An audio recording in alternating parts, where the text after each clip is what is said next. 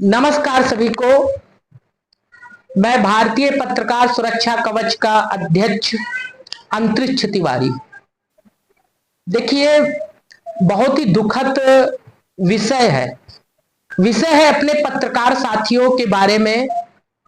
जैसे खबर आ रही है कि आज की दो खबर है कि जौनपुर में एक पत्रकार साथी को मार दिया जाता है और एक प्रतापगढ़ में एक पत्रकार साथी को भी गोली मारा जाता है।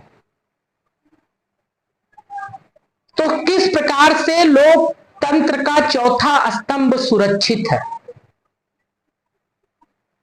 किस तरह से जो अपराधी किस्म के लोग हैं वो प्रशासन से भयभीत है, ये चिंतन का विषय है। जब लोकतंत्र का चौथा स्तंभ, जिसकी कलम ही स्वतंत्र नहीं है, जो अगर भ्रष्टाचार के खिलाफ लिख दे तो उसे जेल भेज दिया जाए किसी ना किसी मुकदमे में, अगर किसी माफिया के खिलाफ लिख दे या किसी भ्रष्ट लोगों के खिलाफ कुछ बोलना शुरू कर दे तो उसकी कहीं ना कहीं हत्या करा दी जाए।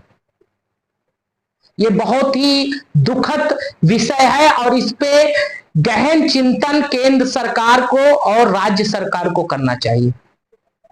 पत्रकार साथी कुछ भी कहता है, कुछ भी लिखता है, कुछ भी बोलता है तो उस पर संज्ञान लेना चाहिए और उसकी जांच पड़ताल करना चाहिए। अगर वो साक्ष्य के साथ आपको कोई चीज दे रहा है तो उस पर कार्रवाई होनी चाहिए। नहीं तो ऐसे अपराधी किस्म के लोगों का मनोबल बढ़ता रहेगा और जब मनोबल बढ़ता रहेगा तो जब पत्रकार मार दिया जाएगा, लोकतंत्र का चौथा स्तंभ सड़क पर मार दिया जाएगा, तो फिर जनता की स्थिति क्या होगी, ये एक चिंतन का विषय है। और हम सभी पत्रकार साथियों से निवेदन करना चाहते हैं कि इसके लिए आप लोग अपनी कलम से, अपनी आवाज से सरकार तक पहुंचाने की कोशिश करिए। और यदि आप कोई भ्रष्टाचार उजागर करते हैं या कोई भूमाफिया या माफिया के खिलाफ कुछ लिखते हैं तो जो अन्य साथी हैं उन्हें उस भाई का सपोर्ट करना चाहिए, लोगों को जेल भिजवाना चाहिए।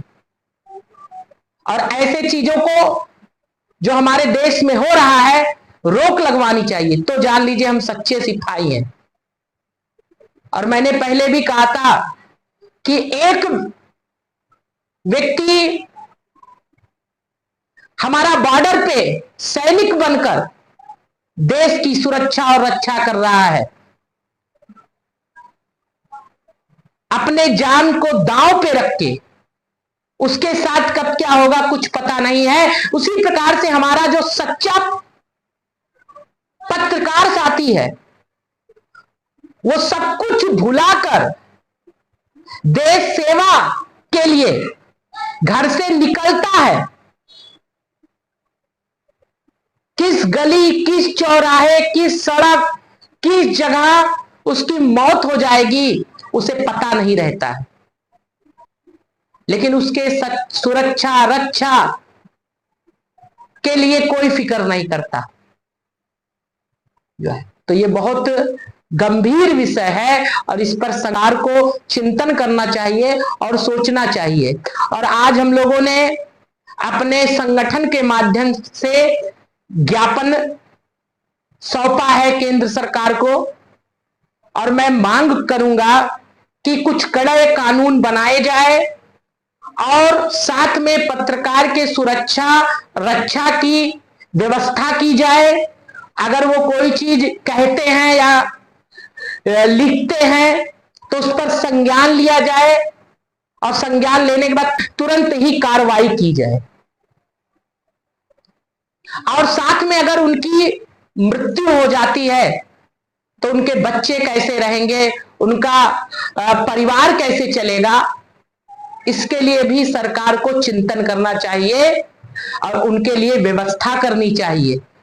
जैसे हम देश के सैनिक के लिए व्यवस्था करते हैं, उसे सारी फैसिलिटी देते हैं, उसे मजबूत बनाने का प्रयास करते हैं, उसी प्रकार से ये कलम का सिपाही है, ये भी कहीं पर भी इसके साथ कुछ हो सकता है। तो इसके लिए भी कोई ना कोई व्यवस्था केंद्र सरकार को और राज्य सरकार को मिलजुल कर शीघ्र से शीघ्र बनाना चाहिए कि अगर ऐसी कोई स्थितियां हो जाए तो उन्हें भी भरपूर मदद मिले, तो उनका एक मनोबल बढ़ेगा कि हमारे साथ हमारी सरकार हमें सपोर्ट करेगी, जनता हमें सपोर्ट करेगी।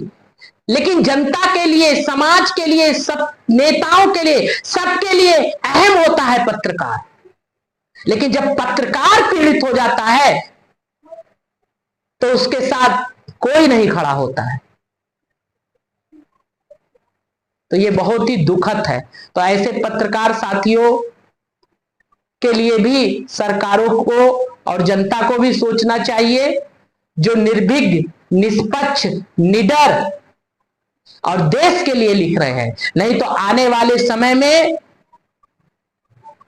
सत्य दिखाने वाला कोई आपको मिलेगा नहीं, और फिर आप लोग जो पत्रकारों को बोलते रहते हैं वो बोलते ही रहेंगे, अरे देश का पत्रकार ऐसा हो गया, देश का। आरोप तो हम बहुत लगाते हैं, लेकिन उन पर क्या गुजरती है, कभी उनका सपोर्ट करने के लिए आप लोग आगे आए? उनके साथ आप कभी खड़े हुए? आज वो भाई मार दिया गया है, उसे कितनी मदद पहुंची होगी, एक बार सोच कर देखिएगा।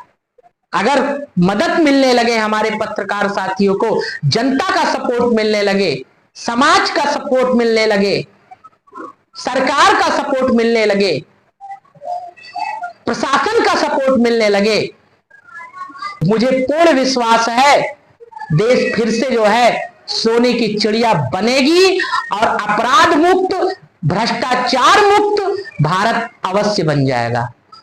लेकिन आज कहीं ना कहीं डर और भय दिखाकर, इस प्रकार के चीजें कराकर कहीं ना कहीं एक डर जब उत्पन्न करने का प्रयास किया जाता है अपराधी किस्म के लोगों के द्वारा, भ्रष्ट लोगों के द्वारा, तो कहीं ना कहीं वो भी लाचार हो जाता है, वो भी मौन हो जाता है। लेकिन उसे बल कौन दे सकता है? सरकार दे सकती है, जनता दे सकती है, ईमानदार अच्छे नेता दे सकते हैं, अच्छे समाज सेवी दे सकते हैं। लेकिन आप लोग सिर्फ सुनेंगे और भूल जाएंगे।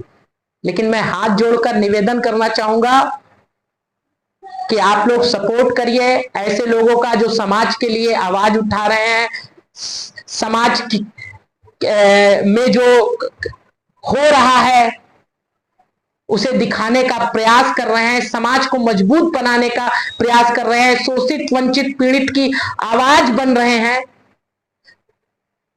सरकार की मदद कर रहे हैं,